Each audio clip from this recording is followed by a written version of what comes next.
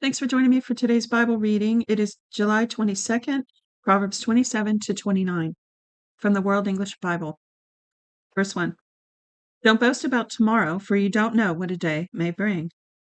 Let another man praise you and not your own mouth, a stranger and not your own lips. A stone is heavy and sand is a burden, but a fool's provocation is heavier than both. Wrath is cruel and anger is overwhelming, but who is able to stand before jealousy? Better is open rebuke than hidden love. The wounds of a friend are faithful, although the kisses of an enemy are profuse. A full soul loathes a honeycomb, but to a hungry soul, every bitter thing is sweet. As a bird that wanders from her nest, so is a man who wanders from his home. Perfume and incense bring joy to the heart, so does earnest counsel from a man's friend. Boy, that's a good one. So does earnest counsel from a man's friend bring joy to the heart. Think how relieved some people are, or we in general are, when we can just have a good talk with someone and resolve something. I also like, since I'm stopped to talk, I like this one. A full soul loathes a honeycomb, because I'd have to look up which word this word soul is, but soul generally refers to your mind, will, and emotions, not your body. You would think it would say a full body or person loathes a honeycomb. But let me read it again. A full soul loathes a honeycomb, but to a hungry soul, every bitter thing is sweet. So you tend to think, I'm start over and try to articulate. You tend to think it's just talking about a person in general, right? Somebody who's hungry. If they're satisfied, they don't want anything. It doesn't even taste good. If they're hungry, everything tastes good, right? But if you put it in the framework of a soul, their mind, will, and emotions, someone who's satisfied in their relationships and not lonely, not alone, they're fine. But to someone who's lonely and, desperate for human companionship and somebody who cares about them, they're subject to, you know, just receiving attention from anyone that will give it to them, even negative attention. So it's an interesting way to look at that verse. All right, let me go on. Verse 10. Don't forsake your friend and your father's friend. Don't go to your brother's house in the day of your disaster. A neighbor who is near is better than a distant brother. Be wise, my son, and bring joy to my heart, then I can answer my tormentor. A prudent man sees danger and takes refuge, but the simple pass on and suffer for it. Take his garment when he puts up collateral for a stranger. Hold it for a wayward woman. He who blesses his neighbor with a loud voice early in the morning will be taken as a curse by him. That's a funny one. I'm going to read that again. He who blesses his neighbor with a loud voice early in the morning will be taken as a curse by him. I've remembered that verse through the years and tried not to overwhelm people when they just wake up. Anyway, feel free to comment your thoughts if any of these verses, have meaning in your life. Some of them are they're proverbs, they're adages and sayings and expressions. And if you know a good story to go with them, feel free to comment them. Verse 15, a continual dropping on a rainy day and a contentious wife are alike. Restraining her is like restraining the wind, or like grasping oil in his right hand. Iron sharpens iron, so a man sharpens his friend's countenance. Whoever tends the fig tree will eat its fruit. He who looks after his master will be honored. Like water reflects a face, so a man's heart reflects the man. Let me read that again. As water reflects a face, so like a mirror, so a man's heart reflects the man. Sheol and Abaddon are never satisfied, and a man's eyes are never satisfied. That's one of my memory verses. The eyes of man are never satisfied. 21. The crucible is for silver, and the furnace for gold, but man is refined by his praise. Though you grind a fool in a mortar with a pestle along with grain, yet his foolishness will not be removed from him. Know well the state of your flocks and pay attention to your herds, For riches are not forever, nor does the crown endure to all generations. The hay is removed and the new growth appears. The grasses of the hills are gathered in. The lambs are for your clothing, and the goats are the price of a field. There will be plenty of goat's milk for your food, for your family's food, and for the nourishment of your servant girls. Proverbs 28. The wicked flee when no one pursues, but the righteous are as bold as a lion. In rebellion, a land has many rulers, but order is maintained by a man of understanding and knowledge. A needy man who oppresses the poor is like a driving rain which leaves no crops. Those who forsake the law praise the wicked, but those who keep the law contend with them. Evil men don't understand justice, but those who seek Yahweh understand it fully. Better is the poor. Let me go back to that. So those who seek Yahweh understand it fully. See, I believe that the word of God gives us the right perspective on justice. It talks a lot about justice from beginning to end on many levels.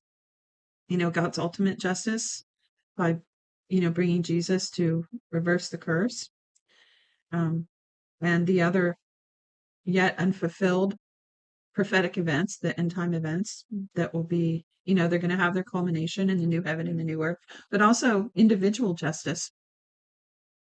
So I think that's interesting. It says, those who seek Yahweh understand it fully, understand justice fully. 6. Better is the poor who walks in his integrity than he who is perverse in his ways and he is rich. Whoever keeps the law is a wise son, but he who is a companion of gluttons shames his father. He who increases his wealth by excessive interest gathers it for one who has pity on the poor. He who turns away his ear from hearing the law, even his prayer is an abomination.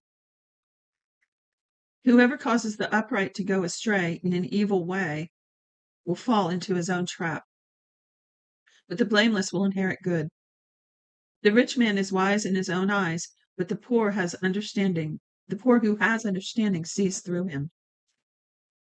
When the righteous triumph, there is great glory, but when the wicked rise, men hide themselves. He who conceals his sins doesn't prosper, but whoever confesses and renounces them finds mercy. That should bring the fear of the Lord on everyone who hears that. Let me read it again. He who conceals his sins doesn't prosper, but whoever confesses and renounces them finds mercy. And we need mercy every day. Every day. That's why it says the mercies of God are new every morning. They're available. But we have to, humble ourselves before God. Verse 14, blessed is the man who always fears, but one who hardens his heart falls into trouble. So that goes right with the other one. As a roaring lion or a charging bear, so is a wicked ruler over helpless people. A tyrannical ruler lacks judgment. See, here it is, more about justice and righteous leadership. So let me read that again. A tyrannical ruler, no, let me go back. 15, as a roaring lion or a charging bear, so is a wicked ruler over helpless people. A tyrannical ruler lacks judgment. One who hates ill-gotten gain will have long days. A man who is tormented by life blood will be a fugitive until death. No one will support him. I don't know what that means. 18. Whoever walks blamelessly is kept safe, but one with perverse ways will fall suddenly.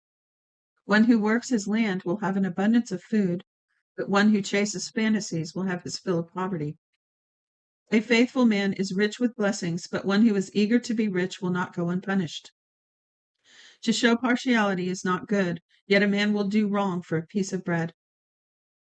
A stingy man hurries after riches and doesn't know that poverty waits for him. One who rebukes a man will afterward find more favor than one who flatters with the tongue. Whoever robs his father or mother says it's not wrong is a partner with the destroyer. One who is greedy stirs up strife, but one who trusts in Yahweh will prosper. There's that prosperity message again. 26. One who trusts in himself is a fool, but one who walks in wisdom is kept safe. One who gives to the poor has no lack, but one who closes his eyes will have many curses. He who gives to the poor has no lack. There's more than one Bible verse that talks about that. not lacking when you're a generous giver. And it says, if we give to the poor, the Lord will repay us. How about that? Verse 27, one who gives to the poor has no lack, but one who closes his eyes will have many curses. When the wicked rise, men hide themselves, but when they perish, the righteous thrive. Proverbs 29, last one. He who is often rebuked and stiffens his neck will be destroyed suddenly with no remedy. When the righteous thrive, the people rejoice, but when the wicked rule, the people groan. Whoever loves wisdom brings joy to his father, but a companion of prostitutes squanders his wealth. The king by justice makes the land stable, but he who takes bribes tears it down. A man who flatters his neighbor spreads a net for his feet. An evil man is snared by his sin. But the righteous can sing and be glad. The righteous care about justice for the poor. The wicked aren't concerned about knowledge. Mockers stir up a city, but a wise man turn away anger. If a wise man goes to court with a foolish man, the fool rages or scoffs, and there's no peace. The bloodthirsty hate a man of integrity, and they seek the life of the upright. A fool vents all his anger, but a wise man brings himself under control. If a ruler listens to lies, all of his officials are wicked. That's a special verse to me, too. I won't go into why, but it is. So the other one, the one I memorized, says, if a ruler hearkens to lies, all of his servants are wicked. See, no one, I'll just say this about it. When you have an unrighteous ruler, it's very difficult for a righteous leader or employee or servants, officials, depending on the version you read. It's very hard to have an upright one underneath them because they're not going to comply. For one thing, they're not going to want to work for someone who's a liar. So by default, what's going to fill the vacuum? Wicked people. It's a good one. 13. The poor man and the oppressor have this in common. Yahweh gives sight to the eyes of both. The king who fairly judges the poor, his throne shall be established forever. The rod of correction gives wisdom, but a child left to himself causes shame to his mother. When the wicked increase, sin increases, but the righteous will see their downfall.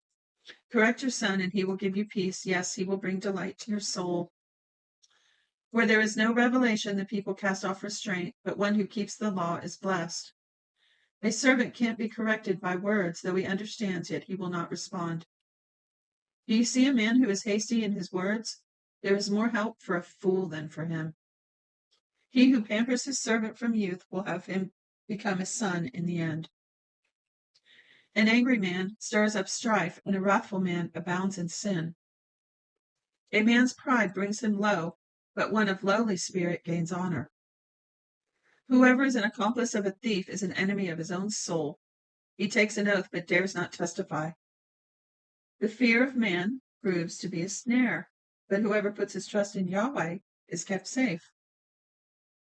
Many seek the ruler's favor, but a man's justice comes from Yahweh. A dishonest man detests the righteous, and the upright in their way detest the wicked. That's it for today's reading. God bless you. Till next time.